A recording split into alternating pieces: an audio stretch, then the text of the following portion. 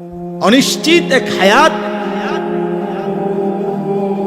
অনিশ্চিত এক জীবন নিয়ে আমরা উল্লাস করছি। আর যদি নিশ্চয়তা পাইতা যুবক, তুই কি করতে? যদি নিশ্চয়তা দিত লিখিত কাগজ, 200 বছরের আগে তোর মৃত্যু হবে না, তা আমার মনে সে দুনিয়াটারই জাহান্নাম বানায়।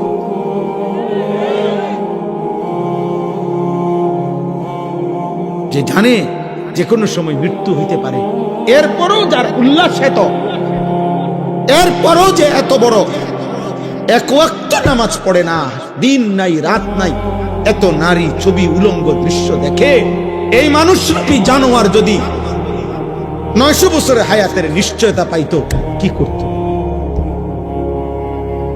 বুঝে কি করত?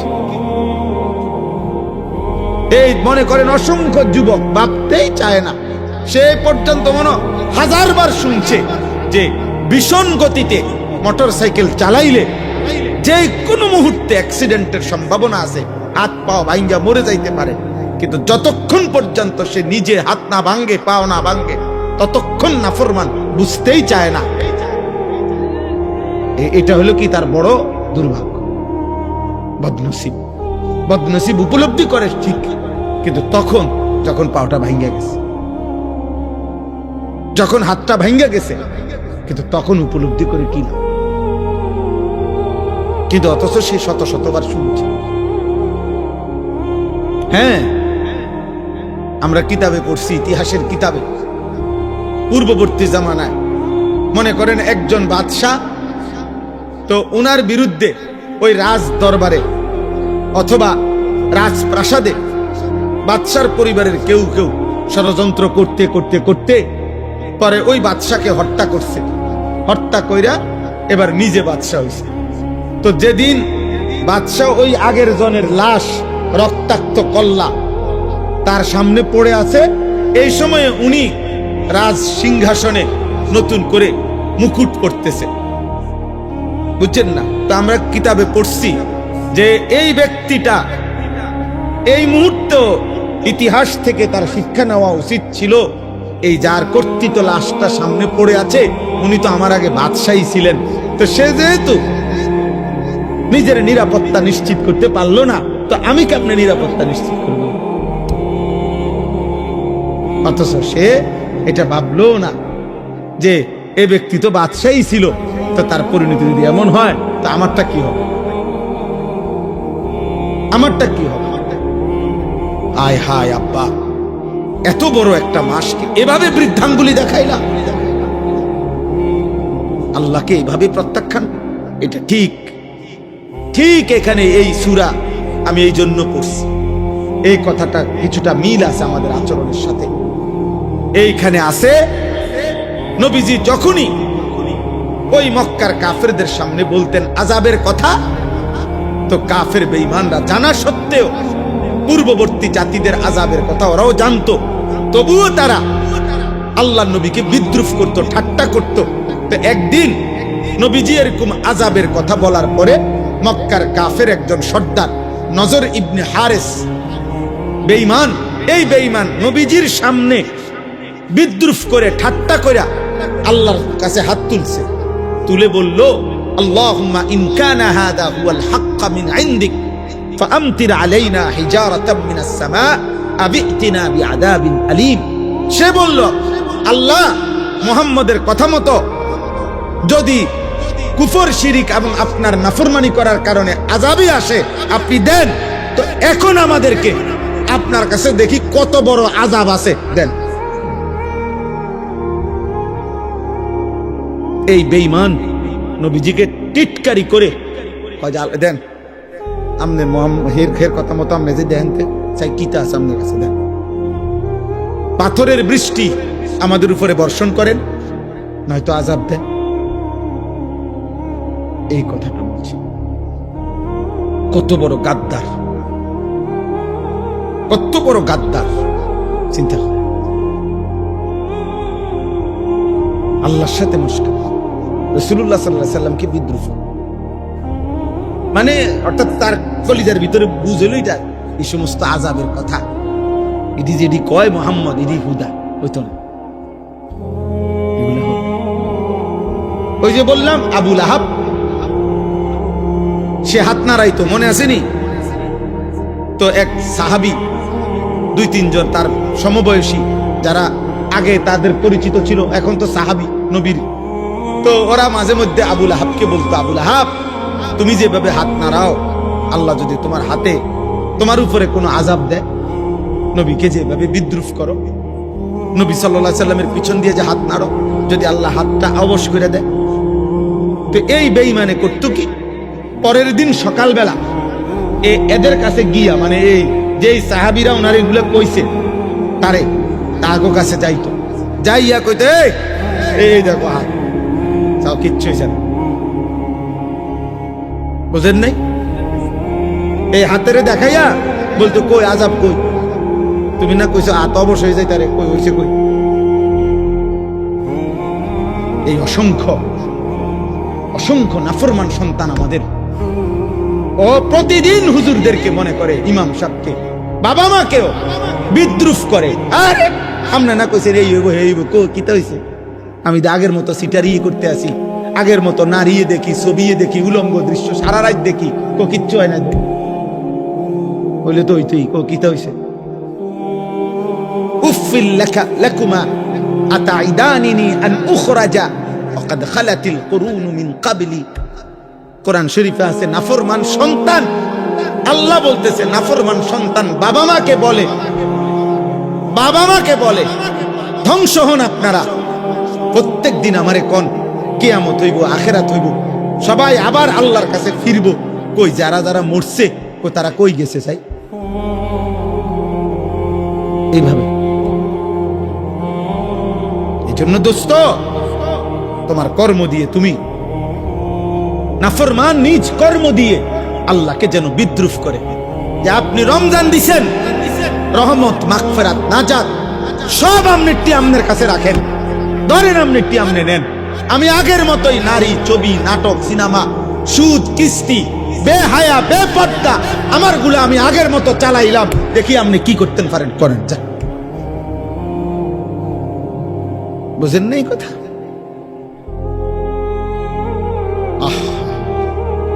এই জন্য যুবক, একটা রমজান পাওয়ার পরে কোনো পরিবর্তন হবে না। বয়স্ক বাবা, কোনো আচরণ বদলাবেন না, কোনো পরিবর্তন হবে না। আফসুস আফসুস আফসুস। ভাত খাও, ঘুম যাও, পেশাব করো, পায়খানা করো, মোবাইল দেখো, নারী দেখো, ছবি দেখো, উলঙ্গ দৃশ্য দেখো, নর্তকী দেখো, সুদ খাও, কিস্তি নাও, জুয়া খেলো, স্ত্রীকে বেপর্দা ছেড়ে রাখো, মেয়েকে বেপর্দা, সমাজের দুষ্ট চরিত্রহীন লম্পট যুবকদের উপভোগের সামগ্রী হিসাবে রাস্তায় ছেড়ে দাও।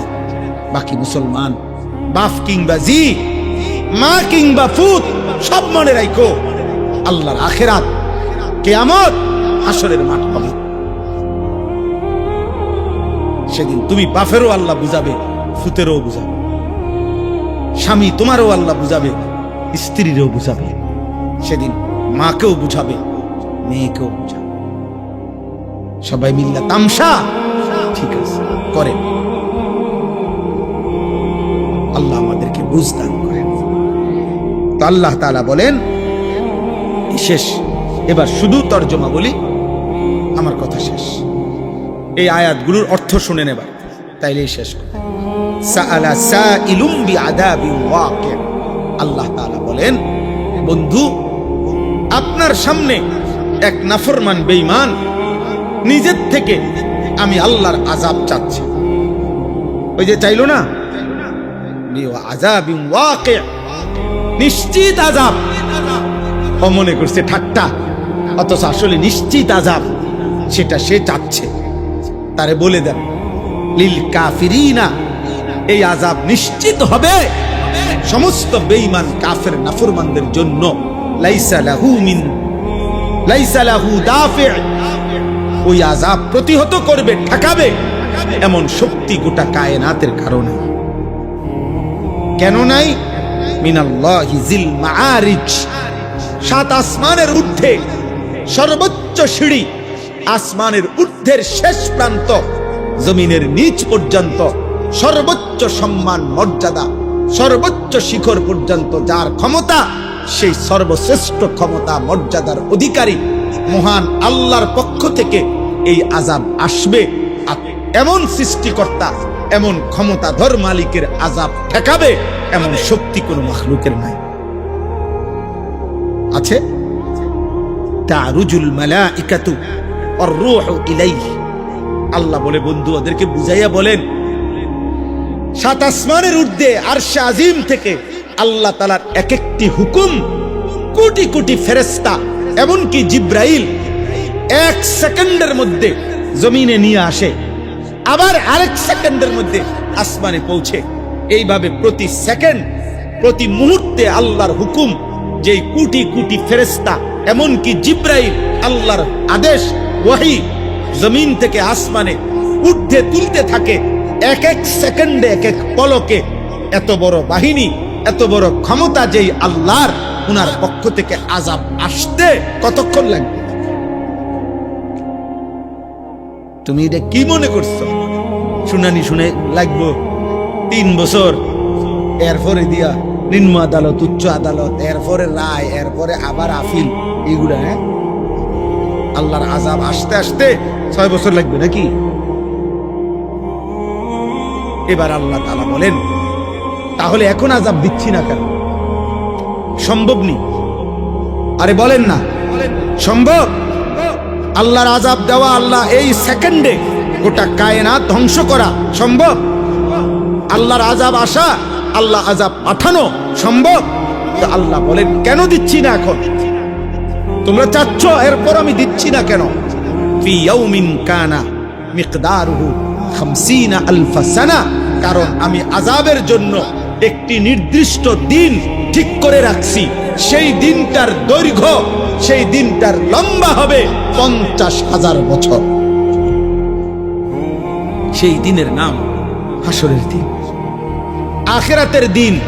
আমি সেদিন আযাব দেব চূড়ান্ত। এই কারণে নগদ দুনিয়ায় নগদ আযাব দিচ্ছি না। এটা আমার ফয়সালা দেখে দিচ্ছি না, তোমার ডরে, তোমার ভয়ে আমি দিচ্ছি না। বিষয়টা এমন না। তোমরা কি মনে করো ছেলেরা, যে তোমরা যারা চুল রাখো বেঈমানের মতো, তোমাদের যাদেরকে দেখলে মানুষ ভয় পায়, তোমাদেরকে দেখলে লেকে মুসলমানের ভদ্র মানুষ বলে বোঝে যে এই দেখলে বোঝা যায় এ যে কোনো মুহূর্তে মানুষের ক্ষতি করবে। এজন্য মনে রাখবা, আমি সবসময় বলি, পাপী তোমারে কেউ ভাবে না। কোন মদখোর, নেশাখোর, গাঁজাখোর, নারী, ছবি, উলঙ্গপনা, বেহায়াপনা, অসভ্যতাকে করে পরে নিয়ে বেটা এই সমাজের কেউ ভাবে না, তোকে নিয়ে কেউ ভাবে না, বরং তোকে নিয়ে মানুষ আতঙ্কিত। এক রাস্তার কুকুরকে যেমন মানুষ পাশ কাইটা যাইতে চায়, এরকম মাতাল চরিত্রহীন যুবককে দেখেও যেই কোনো বিবেকবান মানুষ পাশ কাইটা পলাইতে চায়, যে এ আর ও একই রকম ক্ষতি। এটা পশুরূপী জানোয়ার, এটা মানুষরূপী জানোয়ার। দুইটাই এই সমাজের জন্য ক্ষতি। নেশাখোর, গাঁজাখোর, ফুট্টাখোর, বাবাখোর, এটাও এই সমাজের জন্য ক্ষতিকর। আর ওই কুকুর যেটা মানুষের কামড়ায়, এটাও ক্ষতিকর। বরং প্রকারান্তরে এটার চাইতে এটা আরো বেশি ক্ষতিকর, প্রতিটা আরো বেশি ক্ষতিকর। বুঝেন না? ভালোটাও দেখতে থাকি, মন্দটাও দেখতে থাকি। আমি তোমার সামনেই থাকি, আমি দেখি বান্দা, কাজে তুমি আমাকে আড়াল করতে পারো। এই জন্য অনেক কিশোর ছেলে আছে, নওজোয়ান, তোমরা অনেক সময় নিজেরে খুব চালাক মনে করো। তুমি মনে করো তুমি বুদ্ধিমান। আরে তুমি মাকে না ফাঁকি দিলা আল্লাহকে? তুমি বাবাকে না ফাঁকি দিলা আল্লাহকে? তুমি গাঁটতারামি, গারফাক দিলা তো বাফার সামনে, মায়ের সামনে, আল্লাহর সামনে। ফেরেশতা যখন লাথি দিবে তখন কি করবা? ফেরেশতা যখন জাহান্নামের দিকে ধাক্কা দিবে তখন কি? তোমার চুল চেহারা দেখে হয়তো গ্রামের কেউ সাহস করলো না, আর তোমার গাদ্দারি চেহারা দেখে আল্লাহর সামনে। এই জন্য কোনোভাবেই পাপ করে নিজেকে বুদ্ধিমান মনে করা, সাহসী মনে করা ঠিক। পাপী বুদ্ধিমান নয়, কোন পাপী, আমি কিংবা আপনি বুদ্ধিমান। পাপী বোকা, পাপী জাহেল, পাপী নিজের পায়ে নিজে কুড়াল মারে, অথচ সে বোঝে। ওমা ইয়াখদাউনা ইল্লা আনফুসাহুম ওয়া হুম ইয়াশউরুন। সে নিজেকেই ধোঁকা দিচ্ছে অথচ বুঝতেছে না। আল্লাহ আমাদেরকে বুঝার তৌফিক দান করেন। এজন্য যদি কোনো ছেলে মনে করো আমগো গ্রামের সব ছেলে এমন, এই কারণে আমি নষ্ট হয়ে গেছি, এ কথা বলার সুযোগ নেই। পৃথিবীতে আলো অন্ধকারের সব সময় সহাবস্থা, আলো এবং অন্ধকার, ভালো এবং মন্দ